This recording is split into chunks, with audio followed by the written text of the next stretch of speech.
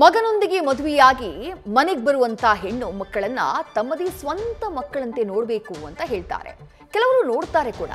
ಮಾವ ಸೊಸೆ ಬಾಂಧವ್ಯ ಹಲವೆಡೆ ಅಪ್ಪ ಮಗಳ ಬಾಂಧವ್ಯದ ರೀತಿ ಇರುತ್ತೆ. ಆದ್ರೆ ಈ ಕುಟುಂಬದಲ್ಲಿ ಮಾತ್ರ ಸೊಸೆಯೊಬ್ಬಳ ಪಾಲಿಗೆ ಅದೇ ಮಾವ ರಾಕ್ಷಸನಾಗ್ಬಿಟ್ಟಿದ್ದಾನೆ. ಸೊಸೆ ಮೇಲೆ ಲೈಂಗಿಕ ದೌರ್ಜನ್ಯ ಮಾಡಿದ್ದಲ್ಲದೆ ಪೊಲೀಸರಿಗೆ ದೂರು ಕೊಟ್ಟಿದ್ದಕ್ಕೆ ಸೊಸೆಯ ಮನೆಯನ್ನೇ ನೆಲಸಮ ಮಾಡಿ ಅಟ್ಟಹಾಸ ಮಾಡ್ತಿದ್ದಾನೆ. ಮನೆ ನೆಲಸಮ ಮಾಡಿದಂತಹ ಆ ಫೋಟೋನ ಗಮನಿಸ್ತಾ ಇದ್ದೀರಿ. ಎಲ್ಲಾಯಿತು ಈ ಘಟನೆ ಅನ್ನುವಂತಹ ಡೀಟೇಲ್ಸ್ ನೋಡ್ತಾ ಹೋಗೋಣ. ಉತ್ತರ ಪ್ರದೇಶದ ಹಾಪುರ್ ಜಿಲ್ಲೆಯ ಗರ್ ನಗರದಲ್ಲಿ ವಾಸ ಇದ್ದಂತಹ ಕುಟುಂಬ ಇದು. ಮಹಿಳೆಯ ಪತಿ ಹಾಗೆ ಆಕೆಯ ಮಾವ ಇಬ್ರು ಕೂಡ ತೀವ್ರ ಮದ್ಯ ವ್ಯಸನಿಗಳಾಗಿದ್ರು. ಸರಿಯಾಗಿ ಎಣ್ಣೆ ಹೊಡಿತಾ ಇದ್ರು. ಬದುಕಿನ ಬಗ್ಗೆ ಜವಾಬ್ದಾರಿನೇ ಇರಲಿಲ್ಲ. ಮದ್ಯ ಸೇವನೆಯ ಜೊತೆಗೆ ಜೂಜು ಕೂಡ ಆಡ್ತಾ ಇದ್ದಂತೆ ಮಹಿಳೆಯ ಪತಿ.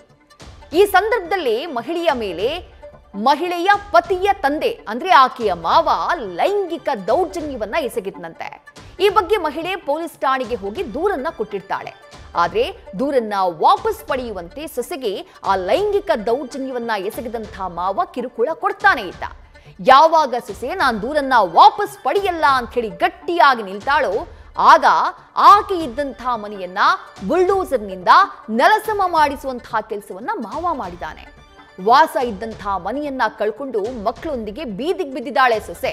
ಹಾಗಾಗಿ ತನ್ನ ಮನೆಯನ್ನ ಮಾವ ಕೆಡವಿರುವ ಬಗ್ಗೆಯೂ ಕೂಡ ಸೊಸೆ ಪೊಲೀಸ್ ಸ್ಟೇಷನ್ಗೆ ಹೋಗಿ ಕಂಪ್ಲೇಂಟ್ ಕೊಟ್ಟಿದ್ದಾಳೆ.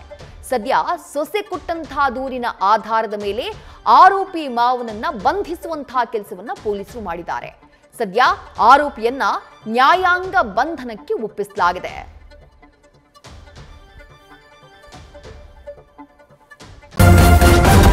ನ್ಯೂಸ್ ಫಸ್ಟ್ ನಿರ್ಭೀತಿಯಿಂದ ನಿಮ್ಮ ಪರವಾಗಿ.